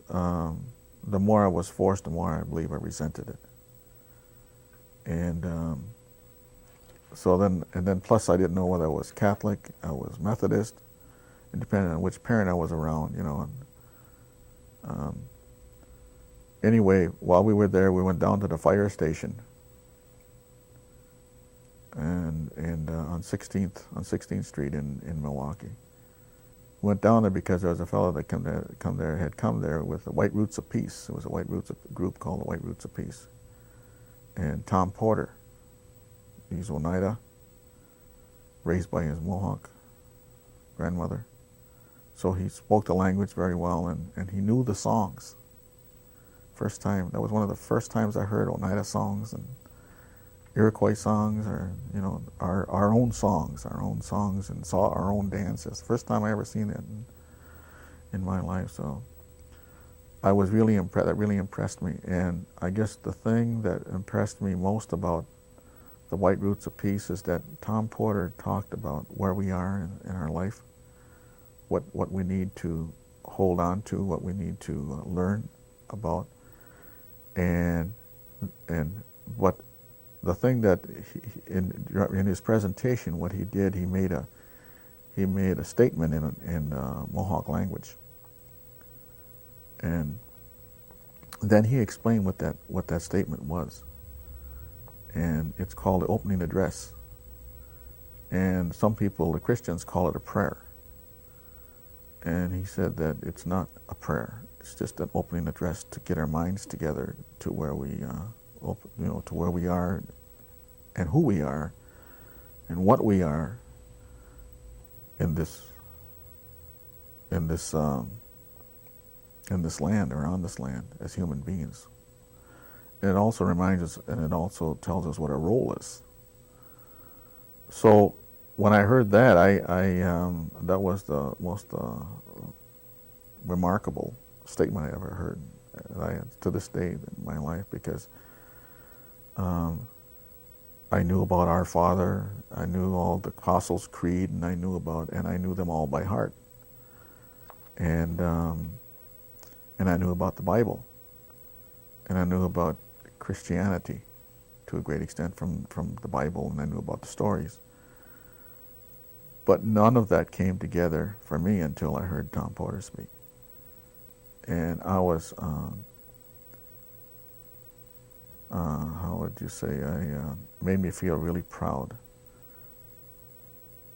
that Oneida people had a way of life that was just as good, if not better, than what the Christian had tried what Christian ways that we have. And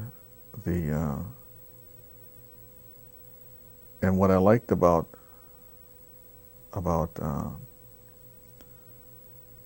what Tom had said is that if we were to follow that way, that's even better than following the Ten Commandments. And the other thing I liked about what he said and about the way he was is that he wasn't like a Christian speaking, where you could be real mad at one moment and really be, say things that are really mean, and then in the next moment put on the smile and, I like what you're doing, There was nothing fake. And what I've seen with the people in the churches is that that's what happened a lot. Sometimes I never went by them, and they were kind of mean, and yet they talked about wholeness and brotherhood and all those things, but their actions made those words meaningless. When I heard the White Roots of Peace come, it was an awakening that for our own way of life, and I guess I've never forgotten that. And I have never heard a prayer that has been as wholesome or as to the point as the opening address is.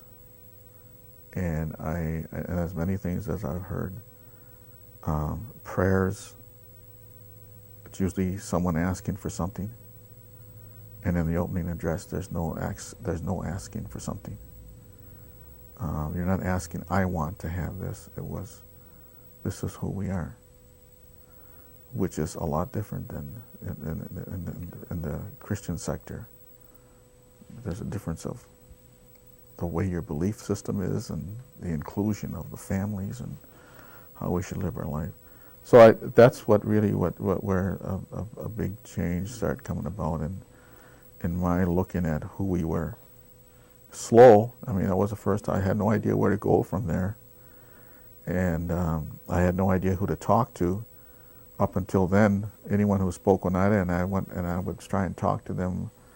I never got very much information about who we were. I get information about the church, about how we lived, somewhat about how we lived in Oneida, how we raised, and how we raised our gardens and things like that. But until I heard Tom Porter speak, I never heard anyone talk about our philosophies, our government, our responsibilities as human beings, and how we should conduct our lives, what a mother should do, what a child's responsibility is, what a grandfather's responsibility is. I never heard those. I sit on the Appeals Commission, and that's it was adopted in Resolution 8, 1991A, and what that resolution was adopted by the General Tribal Council at a special meeting.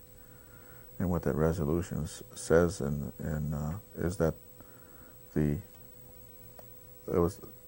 resolution was an adoption of the Oneida judicial system to be known as the Appeals Commission. And I was there when that resolution was adopted, and I felt that should have been adopted some time ago, the judicial system for Oneida. And I remember that Jerry Hill had tried to have a tribal court adopted many years before that, 1980, I think, or 81. It was in the 70s, really. In the 70s, and it failed. And then he made a second attempt, and it failed again. This time it was very close. And then when this resolution was passed in 1991, there was finally a step towards having a judicial system.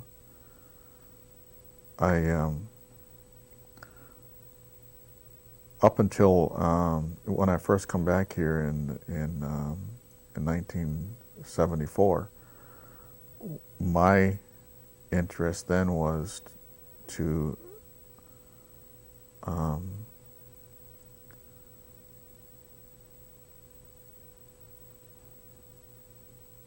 increase the power or have the tribal government recognized as the authority for making decisions about our people. And I still believe that today.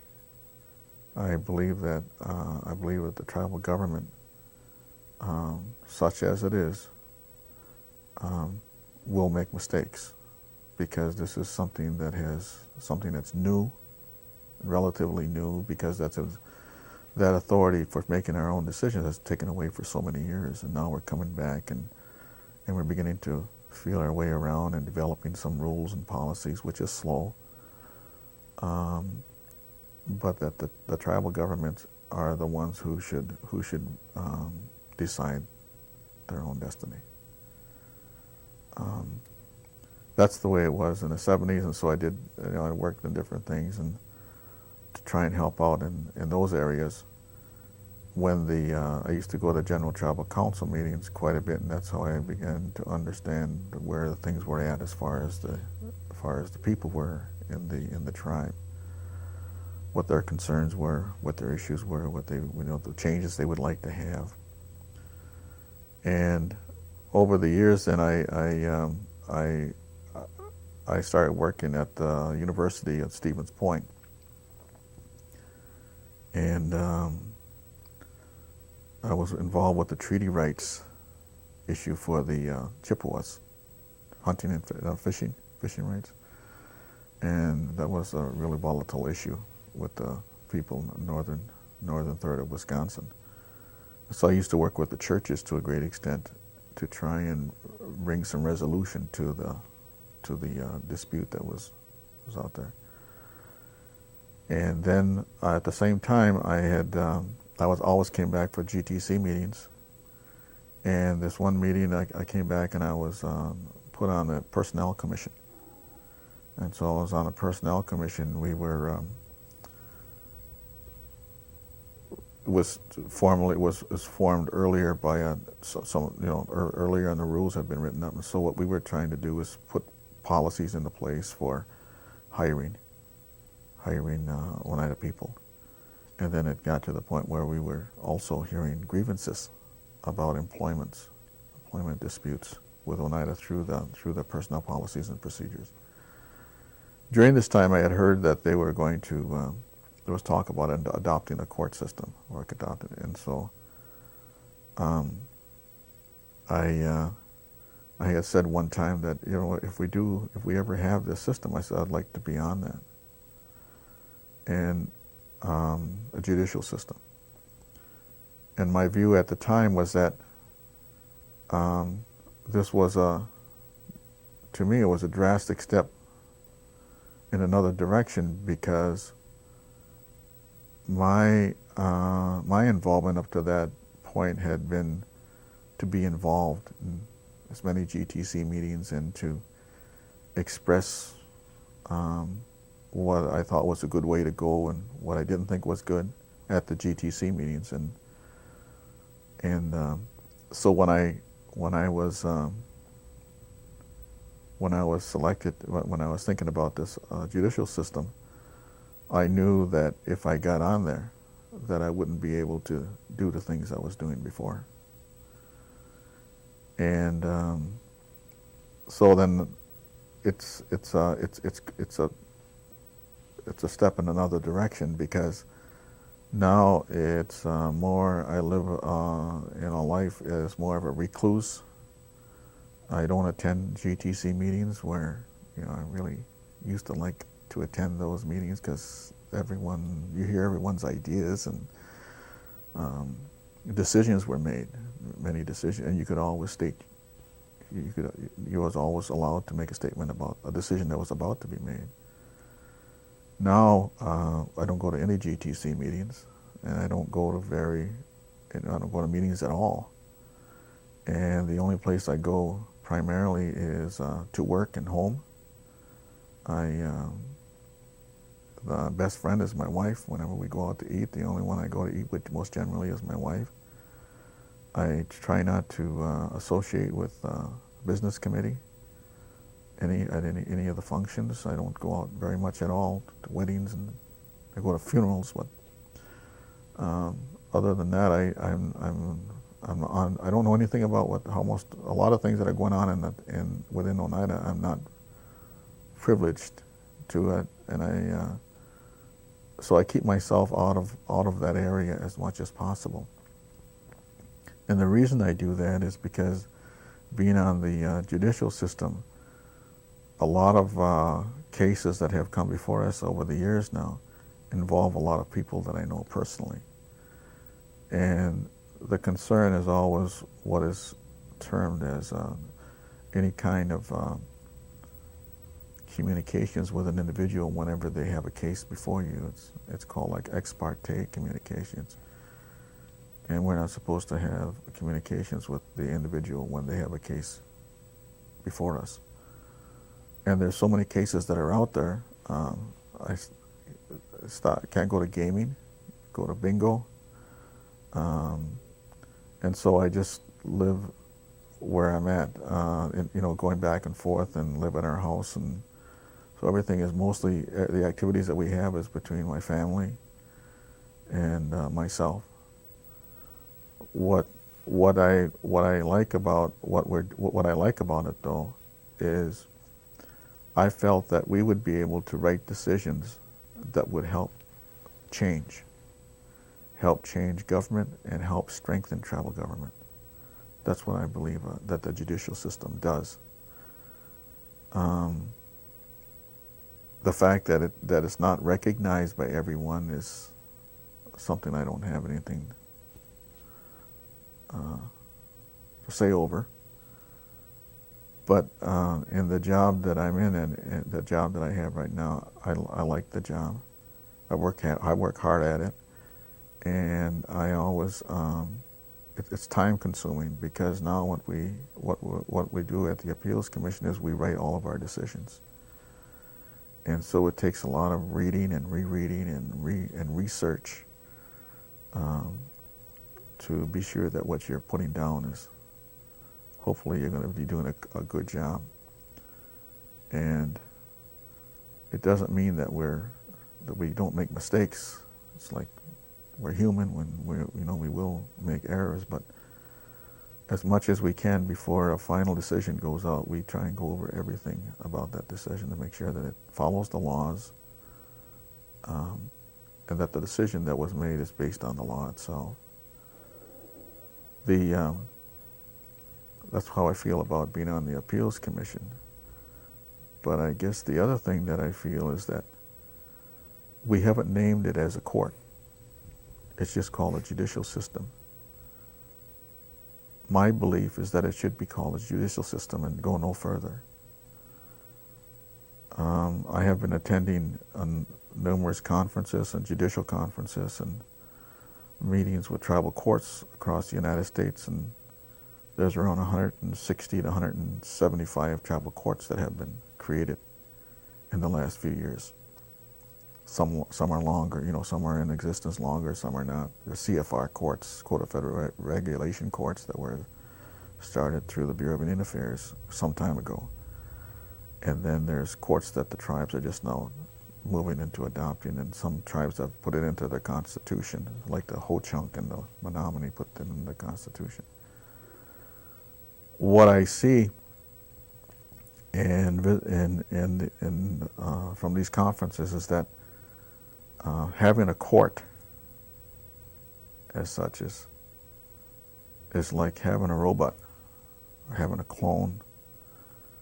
It's the same as the state court, municipal court. They have one judge. The judge, you go before the judge and the parties argue the case and the judge reaches a decision. Well, isn't that the same thing that's done in the court system? Now instead of a non-tribal judge making a decision, you have a tribal judge making a decision. And that's not even true in some cases, because there are some tribes that have non-Indian judges sitting. I don't see how the adoption of a tribal court reflects who we are as a people. And so I am, and I have been working at the adoption of a peacemaking system.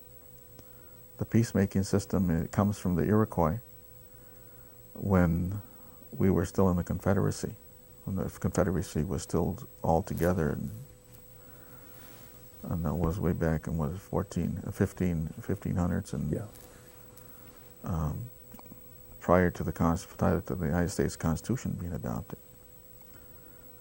And the peacemaking system has to do with clans, the clan relationship. It has to do with our language. It has to do with the Great Law.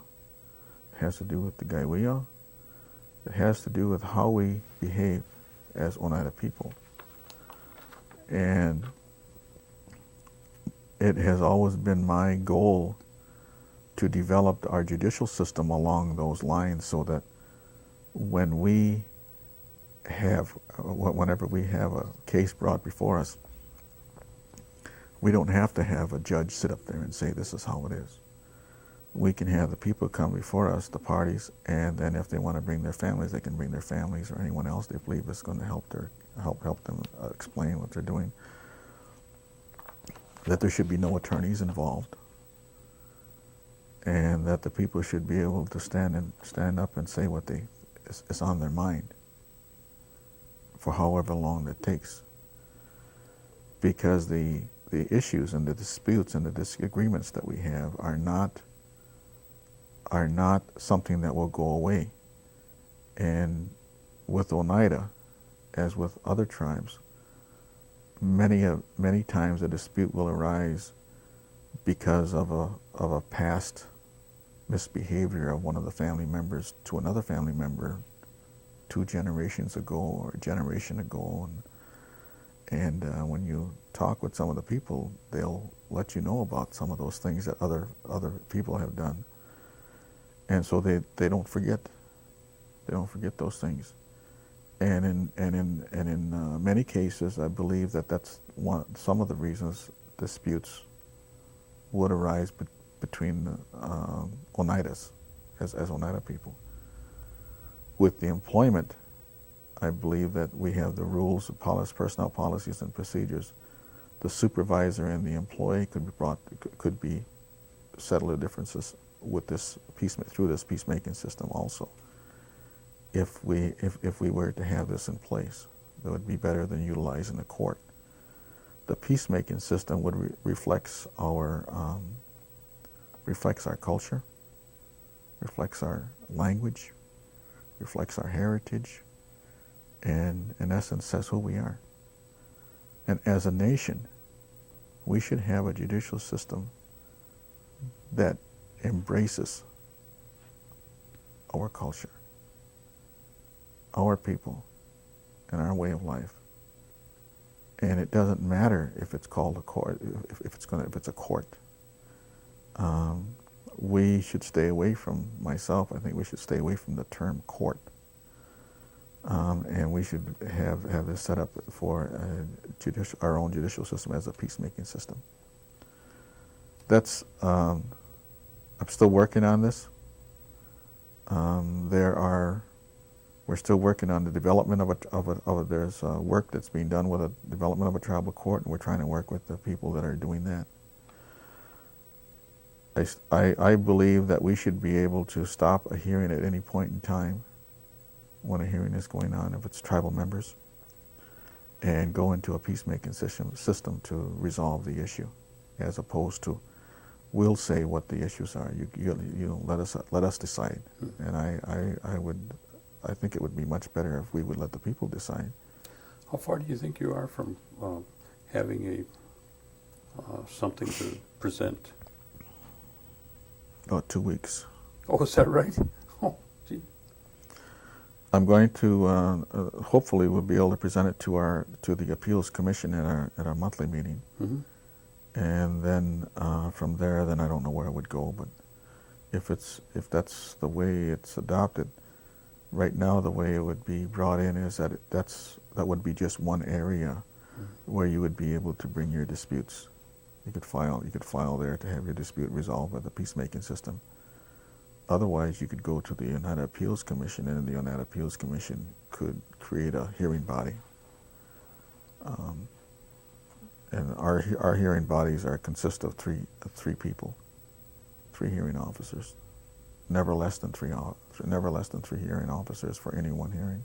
How long is your tenure? 4 years. 4 years. We have 4 years we have election every 4 years, and this is the year we have election. Okay. There's 8 of us that are up. There's 11 that serve on the commission. 8 positions are up for election, and so that means we're going to have a very large turnout, I think, for elections, and a lot of people running because business committees' terms are up. So there's 5 people that can run for the business committee for each position. That's 45 people. Mm-hmm. And if that's the same principle applies, and there's 5 people can run for the 8 positions we have, that would make 40 people. That's 95 candidates that'll be out there. And I think it's going to be, we don't know if we're going to get back on because of the decisions that we've made, the direction we've made. But at the same time, I don't think that we can let that influence the way our decisions should be made. Okay, I'm going to ask you one last question here, and if you had anything else you wanted to add, you just go ahead. Based on the, all your experience and the things that you've seen, what kind of recommendations would you like to leave with the children and the grandchildren to give them any kind of helping hand? Well, based on my understanding of what has gone on is that I would encourage all the children to learn the language, and that they learn about their culture, learn about Oneida culture, and that they should learn about our ways, about the Longhouse. They should be familiar with all the children should be able to speak our language, because if we were to have a true government that reflects our culture, then we would be speaking our language, and we should be speaking our language in our meetings and duties of government, and in our governmental in our official meetings should be handled in neonatal language. And I think that's how it can be if we can help to teach our children who we are as a people. I think one of the most important assets a human being can have is to know who you are and never forget that. And to knowing that you are Oneida is a part of it, but knowing and being able to speak the language and knowing about the culture, that is what helps to determine and defines our sovereignty and defines the Oneida as a nation. Good. Thank you.